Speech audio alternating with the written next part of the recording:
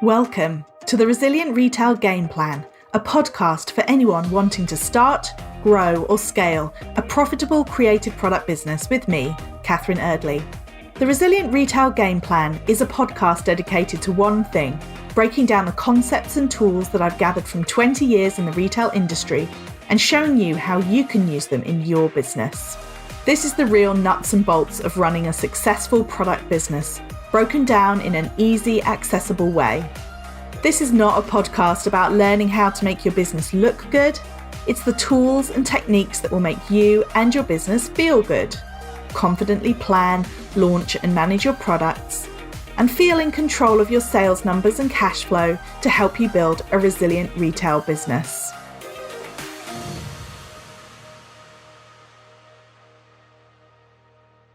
Welcome to this week's episode of the Resilient Retail Game Plan. I'm your host, Catherine Eardley, as well as the founder of the Resilient Retail Club, which is my membership for product businesses. You can find out more at resilientretailclub.com. And if you use the code 10podcast, that's 10podcast, then you can get £10 off your first month. Today's guest is Gayle Mansfield from Gayle Mansfield Designs. Gayle is a former client of mine and somebody whose business I have admired for a very long time. I'm a big fan of her work personally. I have several of her prints up in my house, and I was really happy to be joined by her today to talk all about her business journey and what it's been like starting her business after a significant career and the way that she's seen her business evolve over the last 6 years. Hi, Gayle. Thanks for being on the podcast. Hi, Catherine. Thank you very much for having me. Do you want to start us off by introducing yourself and your business? Yeah, of course. I'm Gayle, and I'm the founder and director of my namesake brand, Gayle Mansfield Designs, which in hindsight is a bit of a mouthful, to be honest. We specialise in minimal, colourful, typographic art prints for your home and office, which we design and produce from our studio in Worthing, West Sussex in the UK. As a brand, we don't take ourselves too seriously, and our aim is to bring a bit of joy to your life with our sometimes tongue-in-cheek and always fun designs. We love wordplay, language, and silly humour. A lot of our designs are created from overheard conversations. That's great. 6 years ago, everywhere I went, people were saying blah, blah, blah. And I still hear it to this day everywhere. I'm tuned into that phrase. And also phrases we had used a lot ourselves in our lives and that we thought would possibly resonate with others too. For example, we were always telling our daughter to chop, chop, get a move on. And my dad has always used the phrase, keep on keeping on, which his dad used to say to him. We pride ourselves on the quality of our work and the materials that we use, and as well as the prints, which we also can frame for our customers. We have a range of mugs, which we make in-house too, and other seasonal products like wall planners and calendars. We're all about simplicity and making an impact for your walls. We also do create a lot of personalised designs, which are very popular. Amazing. Yes. Okay. So where did hell yes come from? And that's a good question. I think I must have just been hearing that around, or when it was kind of positive thinking and seeing a lot of that kind of stuff around at the time, going for it and not worrying. I love that. And I always think I've got such a soft spot for that. And I think that was like my favourite thing that ever happened was when I got a hell yes mug. Because I had that print. Well, I've still got it. I can see it right now. It's up in my office.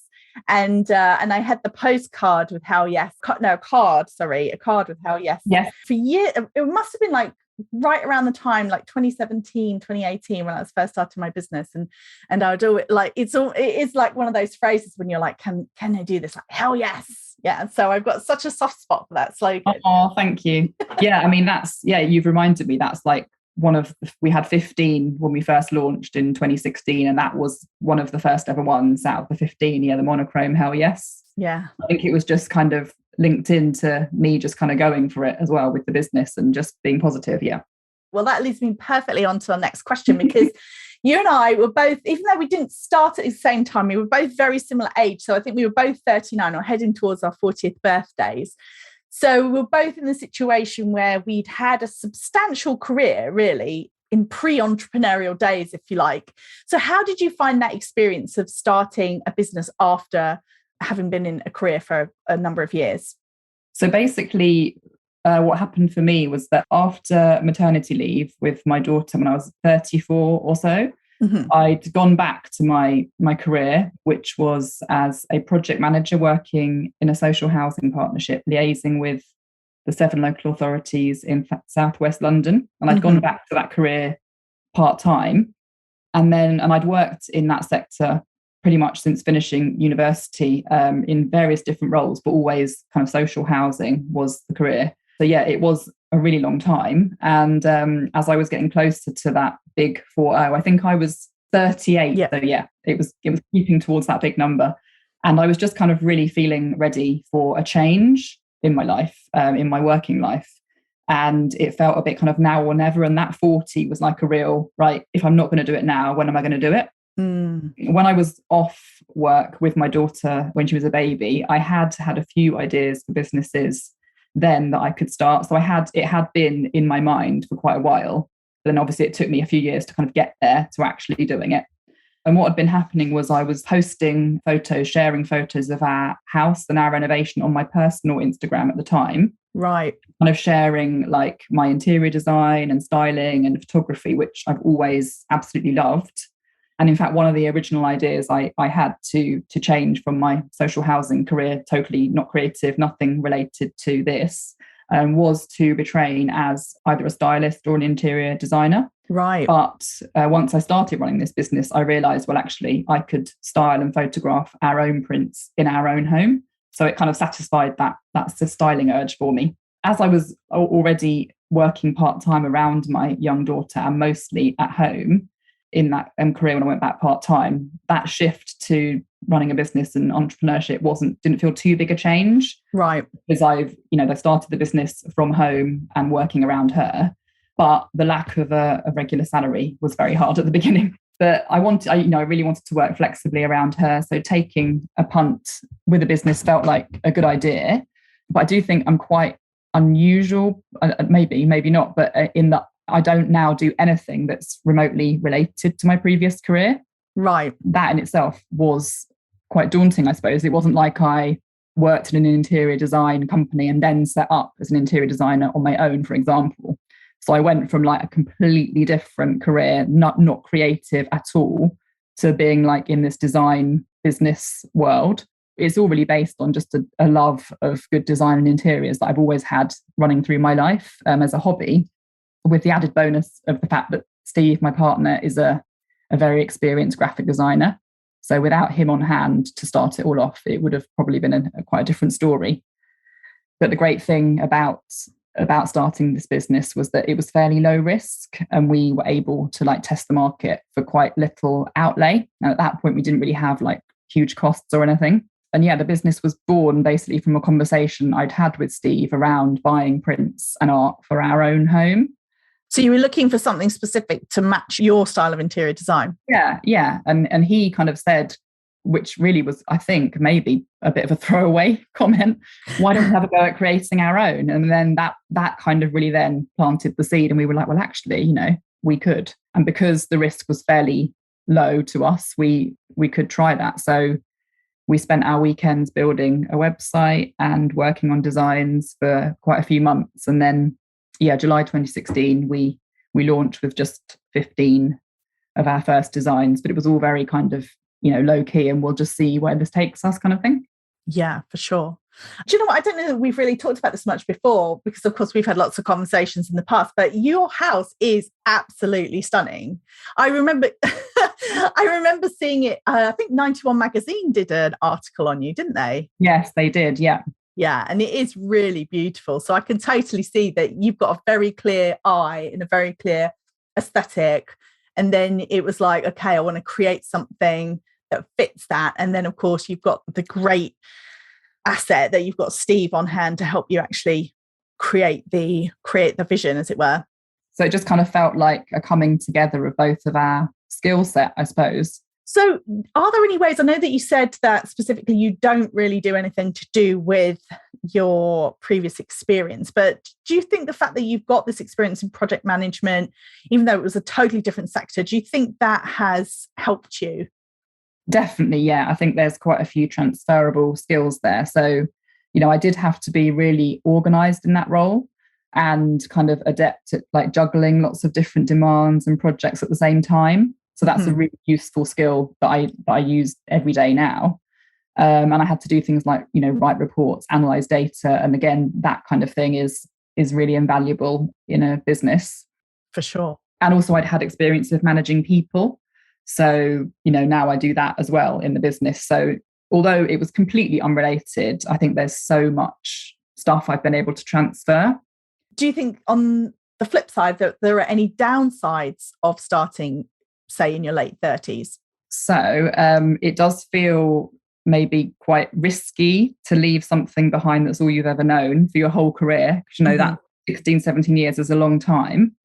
But having said that, like I've said before, the business didn't have a huge risk attached to it. I think one of the positives about the fact we were that little bit older was that we could take the risk because we could afford to live on one salary. Right. So that, that kind of gave us like a buffer. So if it was to all go wrong, we had a bit of money there to help us along the way. And then, I could always go back to something else or, retrain. But I think in the end, like my desire to kind of change things was kind of larger than my desire to stay and not rock the boat in what I was doing.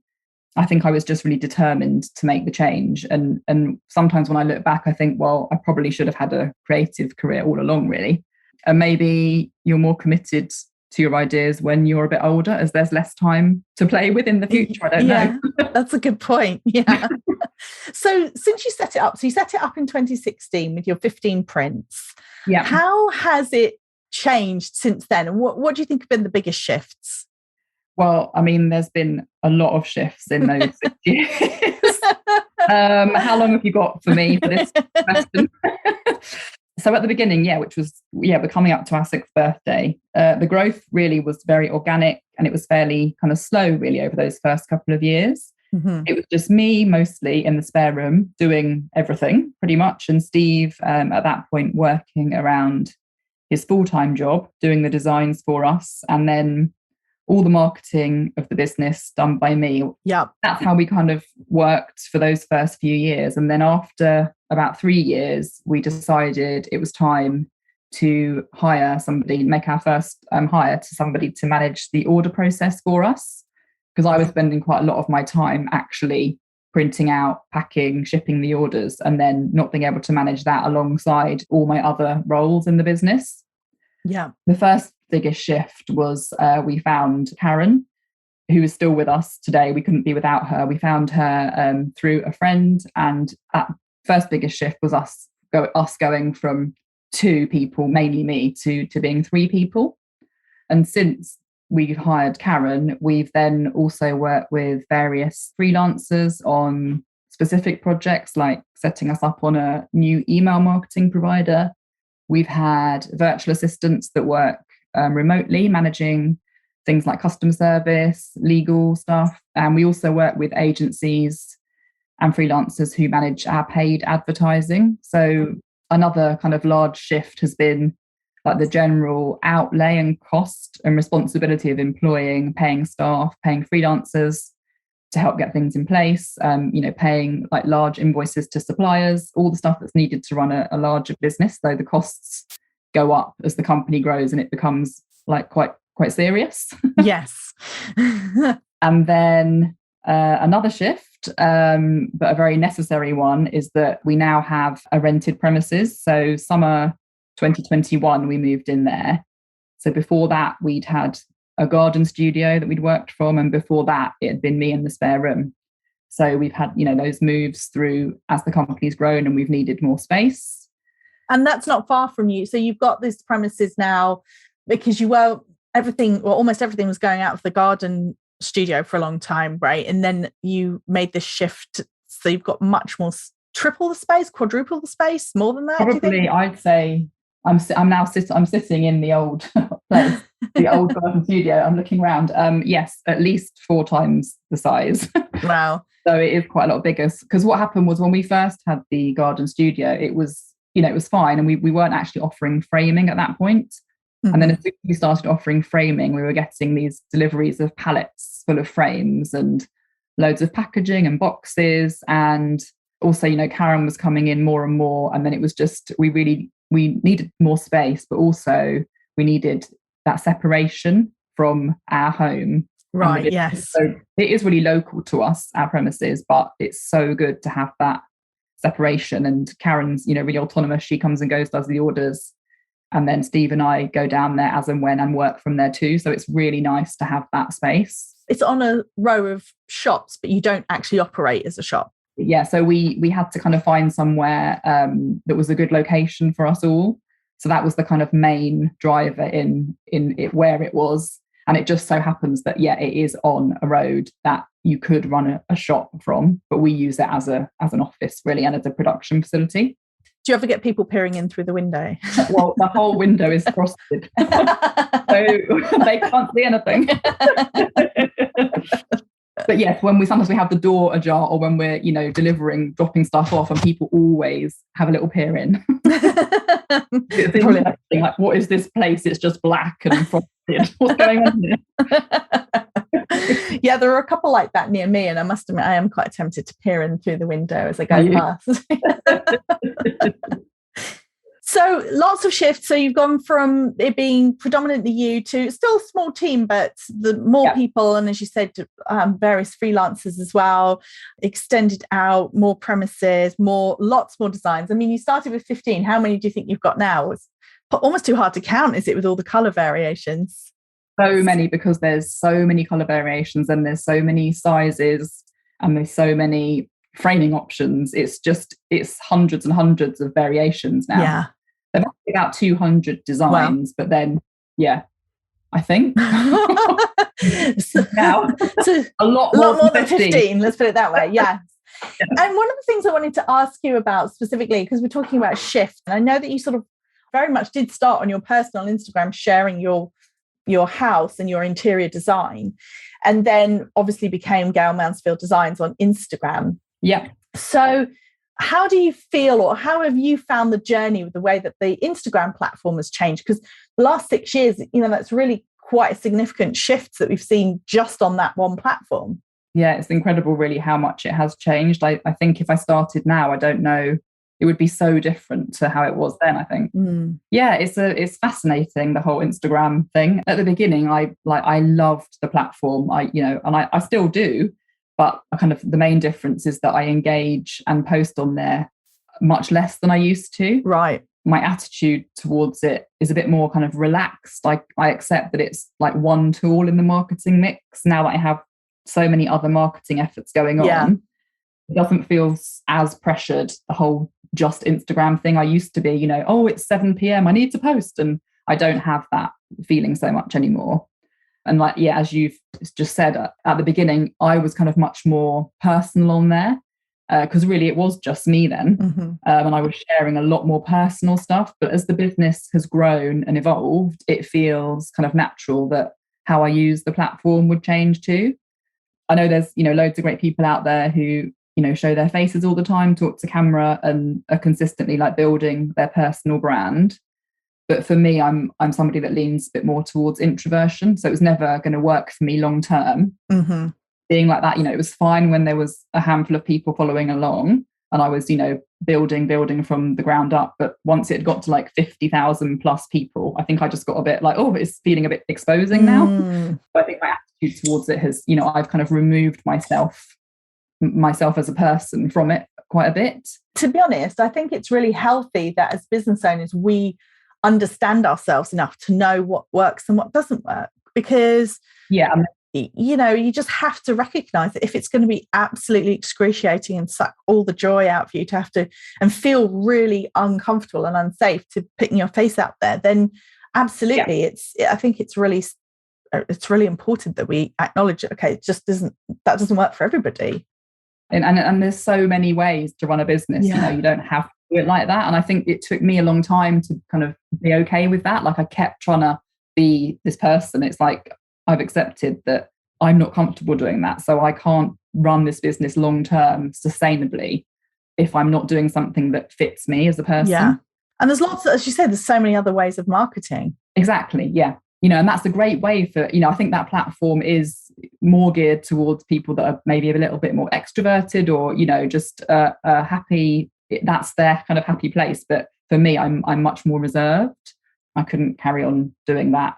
But also I found on the platform, you know, the content that we used to post just doesn't work like it used to. Right. So, you know, gone are the days, sadly, for us of, well, me specifically, because it's my skill and my joy is, you know, styling a beautiful photo and then 500 people liking or commenting on it, because, you know, it's much more about video content now, and that's fine. That's, you know, we're going with the times, and so we are focusing on creating more video content now because that is what the platform favors. Right. But, you know, with these apps, you know, we don't own them, and you can't ever predict how they're going to change over time, and nothing ever stays the same. If it was exactly the same 6 years later, it'd probably be a bit weird that it hadn't changed at all. That's true, yeah. Yeah, as we've touched on, you know, for kind of long-term sustainable growth, you need to be utilising all your marketing avenues, really. So, you know, email, community and paid advertising, you know, TikTok now, Pinterest, wholesale blogs. There's so many other ways. And just focusing on Instagram probably isn't, you know, it's definitely not the only way to grow your business. And it's probably good for me that I'm not on it as much, because it can be such a massive time that. And I definitely over the years dread to think how much time I spent on that. But it sounds like you're in a good place in terms of you've balanced it out. And now you've got a variety of different things, none of which involve you talking to camera. Exactly. And the joy is that if I feel like I do want to share something a bit silly or personal, then you still can. Mm-hmm. And that's fine. And people really do respond to that. So I think you've got to do a bit of that. But, you know, I don't have to be sharing my entire life. And what I find really fascinating is that I wonder how many of our earlier customers were buying into our brand because it was me. And, you know, like our more recent customers probably don't even know what I look like. Right. I just find that a real fascinating thing as a business, that, you know, how much of it is about the person that runs the business. Yeah, and it's so interesting because I definitely had these discussions with people before about like the person versus the product. But then I still come back to the fact that you wouldn't put something you didn't love on your wall just because they were like, oh, look, there's Gayle. Oh yeah, okay. True. Not really my style, but I'm gonna, you know, do you know what I mean? Like I'm gonna put it up anyway. Yeah. Like I feel like wall art is so personal. It's like a real statement about you and what you know, your style in the home. I imagine, well, I suppose it's a bit of everything, isn't it? They love the wall art and they think, oh, that's that great, you know, it's Gayle, and the fact that it's a small business and people connect with that. So to finish us off then, I'm asking every guest to tell us about a moment of resilience, since this is the Resilient Retail Game Plan. So can you pick a time that you had to be resilient in your business and what helped you do it? Sure. I think the main one that comes up for me here is copycats. And I know that Vicky from Meme Mails also mentioned this one, but it is really relevant to us as well. You know, our style, as you know, is extremely minimal.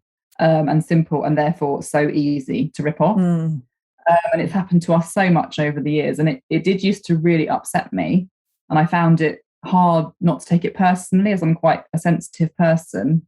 I did realise that, you know, unfortunately it's all just part of the game. You know, you have good ideas, you put yourself out there publicly, and if you're doing something good, it seems to be that, you know, you're probably going to get copied at some point. Right.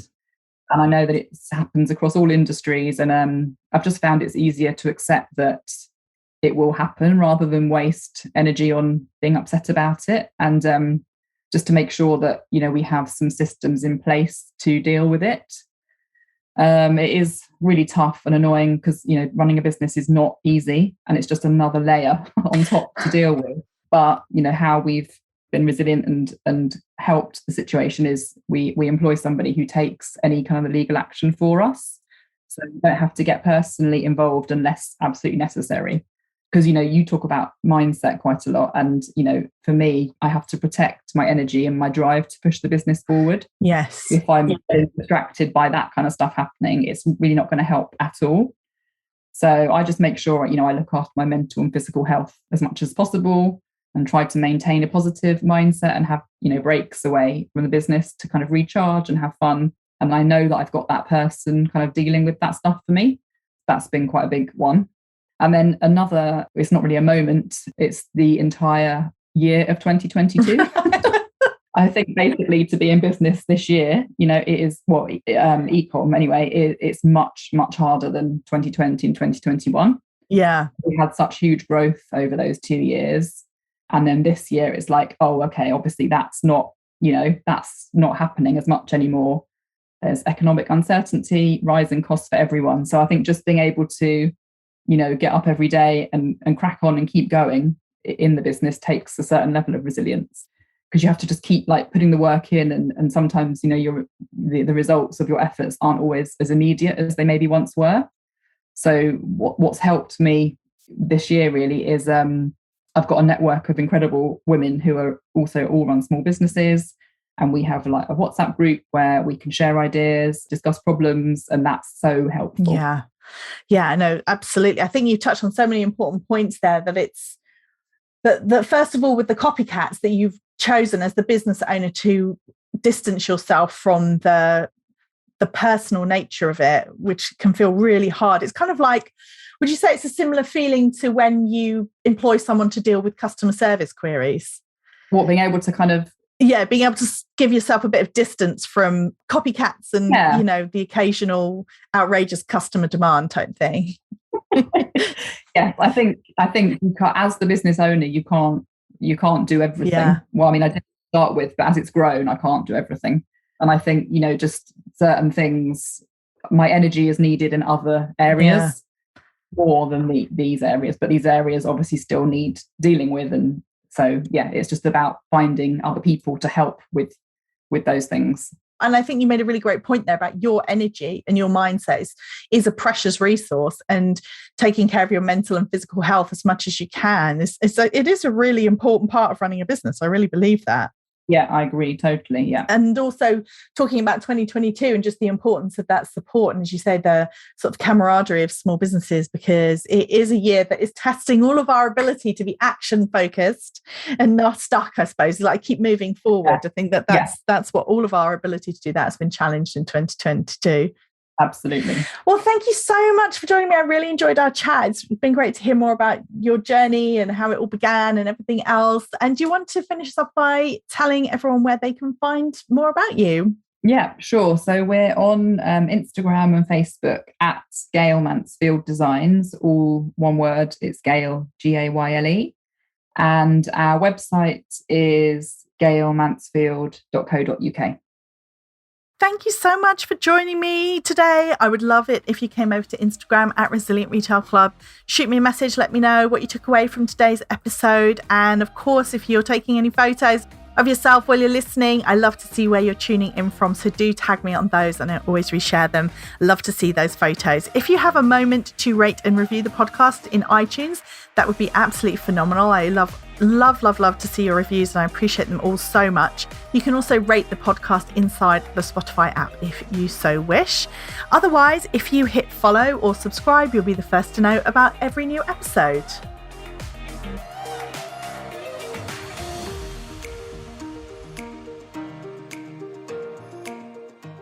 If you've enjoyed this week's episode, then I invite you to check out resilientretailclub.com.